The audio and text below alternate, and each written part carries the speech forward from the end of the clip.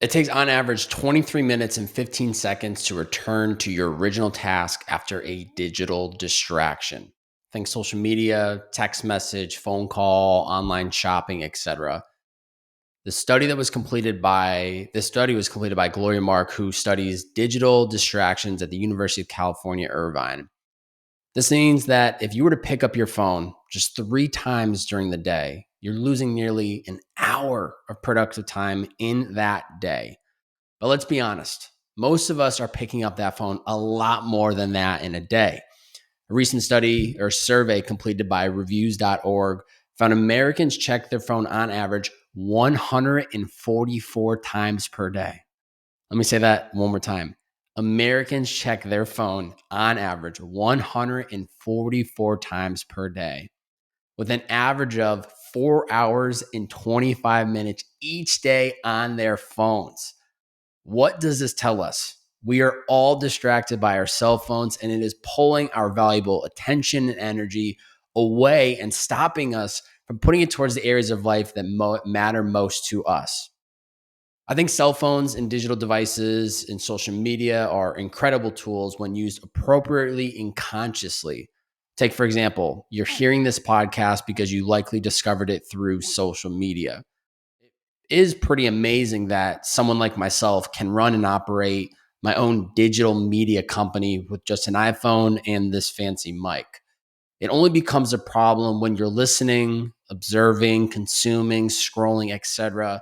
When in reality, you should be doing something else, such as a task for your job, spending time prioritizing fitness, or working on that side hustle that you've been wanting to try out. Hence, media or our cell phones become the distraction or the roadblock for all of us. What I have found to be the key is using the phone or social media with a conscious intention. And that's led me to creating my personal phone boundaries, which has helped me know when I can use my phone and when I can't. So, this is my personal phone boundaries framework that I've developed, have tested, and have been using for the last year, 2 years.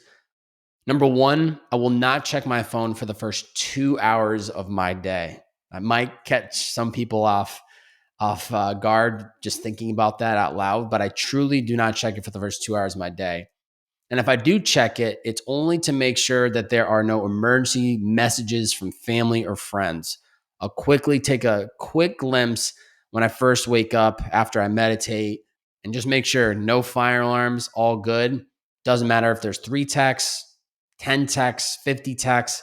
I'm not going to sit there and start responding. I'm going to pause them and return to them later on in the day. And what this does is this allows me to prioritize my mental, physical health first thing in the morning and helps me prime myself and warm myself up for the day ahead. Number two, during my working hours, I will enter focus sprints where I will put my phone on do not disturb for 30, 60, or 90-minute intervals. And during that time, I avoid checking or looking at any notifications completely during that block. So this helps me access focus within seconds, and it allows me to get tasks done faster and more efficiently. Third, I hold off on answering all personal texts or calls till the afternoon, and I won't pick up an unscheduled phone call. Yes, if I see a phone call coming in that is not locked in or I'm questioning what this might get me into, I just won't pick it up. Not because I think I'm Mr. Cool Guy, but because I'm making a choice to prioritize myself first before anything or anyone else. I remind myself that a lot of these calls and texts can wait till after I've accomplished what I need to get done that day, and I will then respond to them later in the afternoon or evening. This helps me stay on track of my to-do list without getting pulled off track, responding to lunch plans for something that's next week. Why am I going to respond to that right now when I'm in the middle of my working session? That is something that can wait, and I will wait to respond to later in the day. And fourth, lastly, 60 minutes before bed, I will disconnect from my phone and I won't check it until the next day. Just like warming up for the day without the phone, I also need to slow down from the day without it. So during this time, I can allow my mind, my body to prepare itself for bed by watching Netflix, a TV show, maybe reading a book or whatever. This hard cutoff time of me stopping looking at my phone for the last 60 minutes of the day helps me from not getting stuck in the endless scroll and staying up way later than I need to be. What helps me fall through on these boundaries is remembering why I have them in place. Okay. I know these sound like just rules and they might sound a little extra. And it's like, Bob, hey, why are you living like this? This is unnecessary. You don't need to be creating these boundaries for your phone. Well, I created them because it helps me stay on track. So if I don't follow these rules, if I don't actually live by these boundaries, what's going to happen is I will never get anything done on my to-do list because I'm going to be constantly distracted and pulled in a lot of different directions. I will waste lots of time, attention, and energy checking my phone for the next dopamine hit. We've all been there, scrolling on social media, looking for the next hit. I will prioritize other people's needs before myself, responding to people when I'm in the middle of something that can wait. So if I don't have that boundary in place, I'm going to be responding any moment somebody texts me. And I will avoid doing the things that are beneficial to my well-being. Easy to push off and just completely neglect and not follow through on those personal self-care habits that make all of us feel so good. It's easy to completely push them off if we don't have boundaries in place to help us know when and where to do them.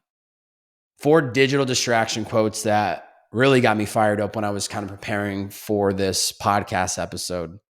Number 1, turn off your email, turn off your phone, disconnect from the internet, figure out a way to set limits so that you can concentrate when you need to and disengage when you need to.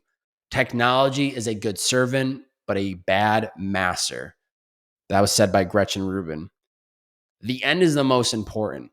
It's a good servant because it's a tool and it can be useful when used appropriately, but it can be a bad master when we let it override and control our life. Second quote, love yourself enough to set boundaries. Your time and energy are precious, and you get to decide on how you use them. You teach people how to treat you by deciding what you will and won't accept. And that was said by Anna Taylor. Choosing not to respond to someone immediately is your choice. And people will begin to recognize, respect, and understand that you aren't someone that is easily accessible all hours of the day. And of course, the side exception is emergencies. Please jump in when you need to.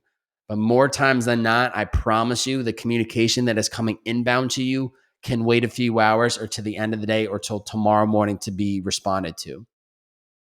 Third one, I set boundaries not to offend you, but to respect myself, said by Unknown. If you aren't setting them for yourself, who will? Think about that for a moment. And fourth one, where you put your attention to is where you get your results. And that was said by Tiffany Romero. We only have so much attention in a given day. Be mindful about what and who you give it to. So 5 questions to ask yourself for creating phone boundaries. Number 1, how would my day look and feel differently if I didn't check my phone the moment I woke up? The action behind that question, how long do I want to wait before checking my phone each morning? Example could be 15 minutes, 30 minutes, 45, 60 minutes.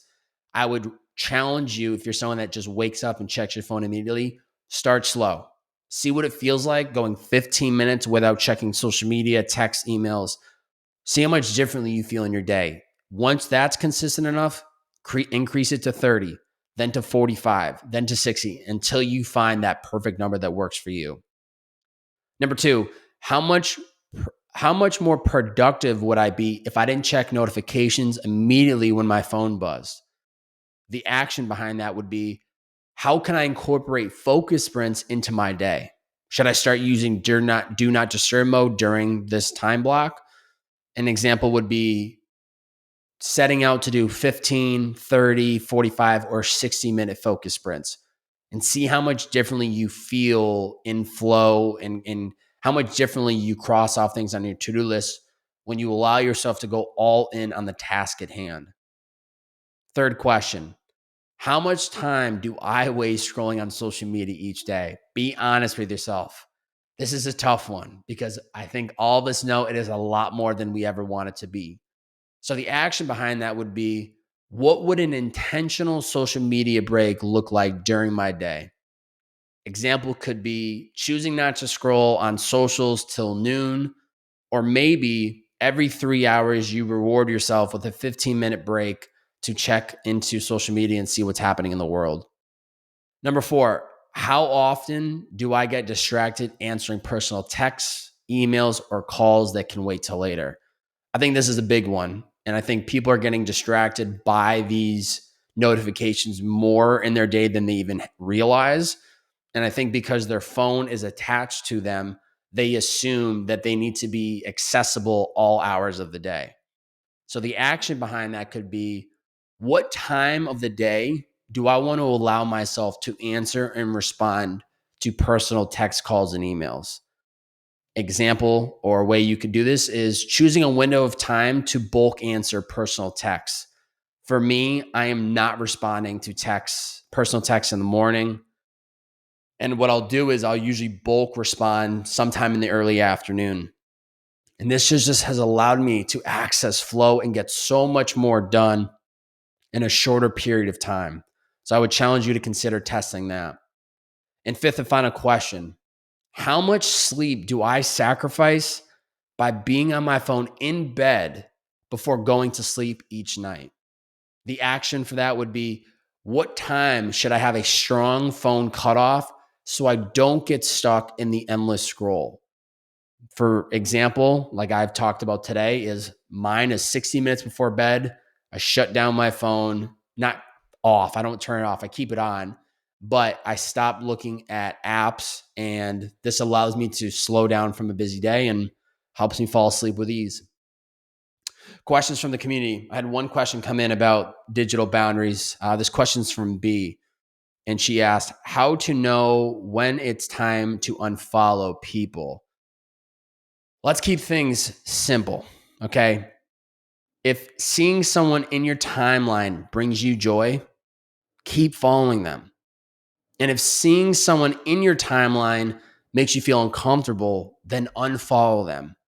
Don't worry if it's your old pals from high school or college. Maybe it's an ex. Maybe it's someone you used to work with. If seeing them in your timeline is a distraction or makes you feel unpleasant, please just get rid of them. It is not worth sacrificing your attention on something that you do not value. So please do that. Challenge for you.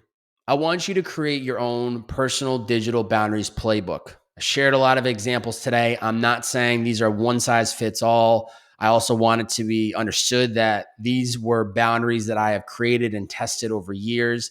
And I am not Mr. Perfect and didn't just wake up and have all of these in place. I've tested and tried until I found things that work for me, and I shared what works for me. But that doesn't mean it needs to work for you, and you might need to adjust them based on your scenario, based on what works for you. So come up with a plan for when you are and aren't allowed to use digital devices during your day. Break it up into 3 parts: the morning, the daytime, and the evening. And then from there, create your own personal boundaries within those 3 buckets. Get very clear on the boundary. Very clear. Example you could be using is, I'm not going to use my phone for the first 60 minutes of the day. Be clear on it, but then also follow through on it and see what happens. Watch how you begin to eliminate distractions, which will allow you to focus on what is most important to you. That's it. Digital distractions. It's a lot there. It's a personal topic that I know a lot of people struggle with, and I hope this episode has shed some light on how big of a problem it is, not just for you, for a lot of people out there. And hopefully some of the topics that I talked about, or the tools or the hacks, you can start implementing today, or you can start asking these questions to yourself to start changing your relationship with your phone, and not letting it control you, but being in control of it, controlling the distraction, being conscious of it. You could check out some of my free digital products or learn more about my one-on-one coaching program at bobbyhobert.com. That will be linked up in the show description. One favor I do have that I ask is if you enjoyed this episode, please, please, please screenshot this on whatever platform you are listening in on. Post it to your IG story. Tag me at Bob B-O, 3 B's, 4 A's, and a Y. And let me know what you thought of the episode. I also think it's really important. It helps create the ripple effect and helping others that might also be having a problem or issue with phone distractions. This might be the episode that helps them. So please do that. And if you're not already, hit that subscribe button on Spotify, iTunes, or YouTube. It makes a difference. Right now on Spotify, we are at 127 reviews, and I love to see it. We're just getting back into the momentum. Second episode in the last 16 months, and we're slowly but surely putting one foot in front of the other. So I appreciate your time. I appreciate your attention, appreciate your energy to be here today. And I'm so looking forward to seeing you guys and gals on the next episode. It's the Bearded Man Podcast.